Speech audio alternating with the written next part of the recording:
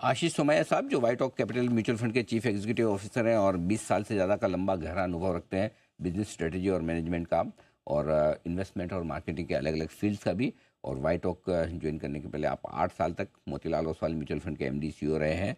आपके पास पुणे यूनिवर्सिटी से bachelor of engineering in polymer sciences की डिग्री है, और साथ ही NMIMS मुंबई से आपने मैनेजमेंट स्टडीज़ इन फाइनेंस भी किया हुआ है। आशीष सर, बहुत बहुत स्वागत है। वैसे मैं आपके कितने इंटरव्यू कर चुका, ये आज मुझे पहली बार ध्यान पड़ा है, पॉलीमर साइंस की डिग्री से आप किधर इधर मार्केट में आ गए सर? अनिल सर, 25 25 मेरे ख्याल में 25-30 साल पहले जब मैंने इंजीनियरिंग करी तो इंजीनियर लोगों को तनख्वाह नहीं देते थे यहाँ पे। अच्छा।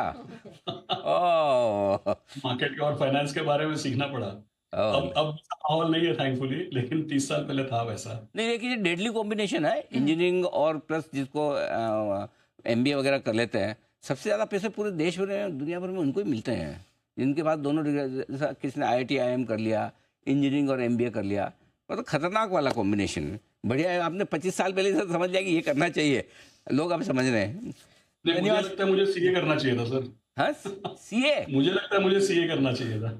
ऐसा क्यों? आई थिंक सबसे बारीक अटेंशन टू डिटेल जो होती है वो मेरे को लगता है चार्टर्ड अकाउंटेंट्स की होती है। हाँ, ये आप कह सकते हैं, चार्टर्ड अकाउंटेंट्स और थोड़ा लो पढ़ने वाले, तो छोटी छोटी छोटी चीज़ों पे वो ध्यान देंगे। उनके पैसे का मामला है, इससे पूरी ज़िंदगी का मामला है इन लोगों में।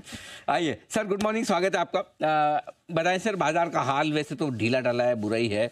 सब लोग ये भाई एक ही छोटा सा ही सवाल बचा, बाकी सब सवाल के जवाब मिल गए, क्यों गिर रहा है, क्या गिर रहा है, कितना। बस एक छोटा सा सवाल रह गया अभी, और कितना।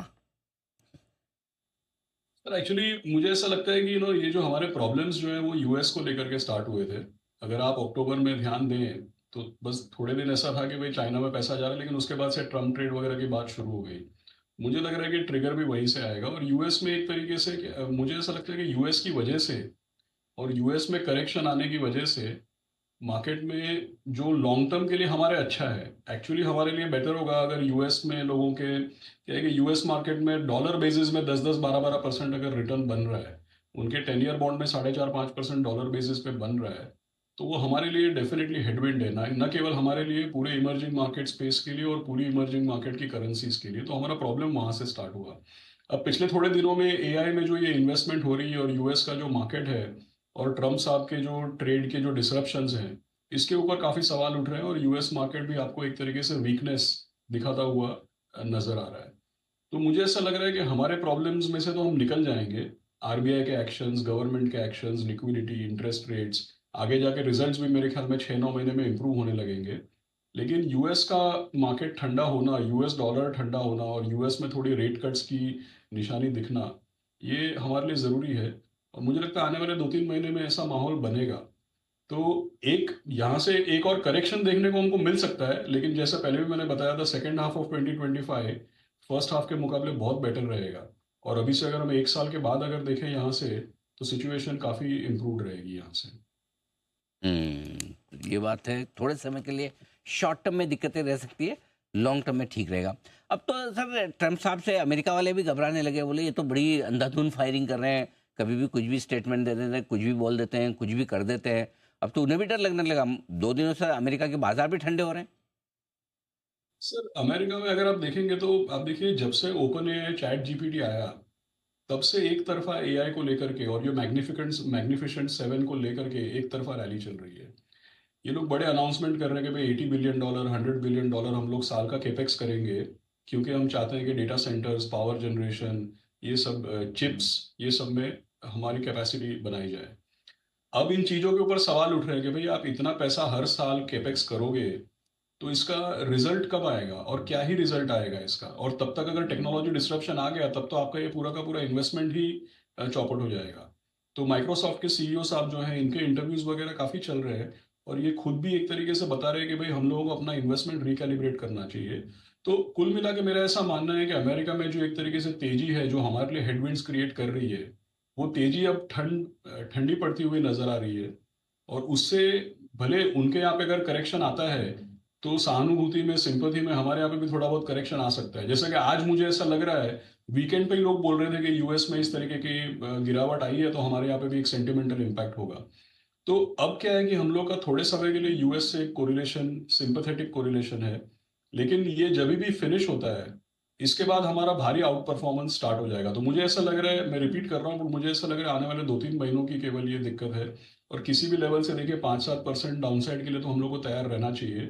बट एक बार ये पीछे हो जाता है, उसको पूरी नेगेटिविटी और पॉइजन निकल जाएगा, एंड सेकेंड हाफ हमको बहुत इम्प्रूव देखने को मिलेगा। इनफैक्ट मैं तो जहाँ पे भी जाता हूँ लोगों को बोल रहा हूँ कि आने वाले 3-6 महीने में स्टैगर करके पैसा लगाना शुरू कर दीजिए आप, क्योंकि ये काफ़ी करेक्शन हो चुका है और अच्छे मौके मिलेंगे यहाँ पे।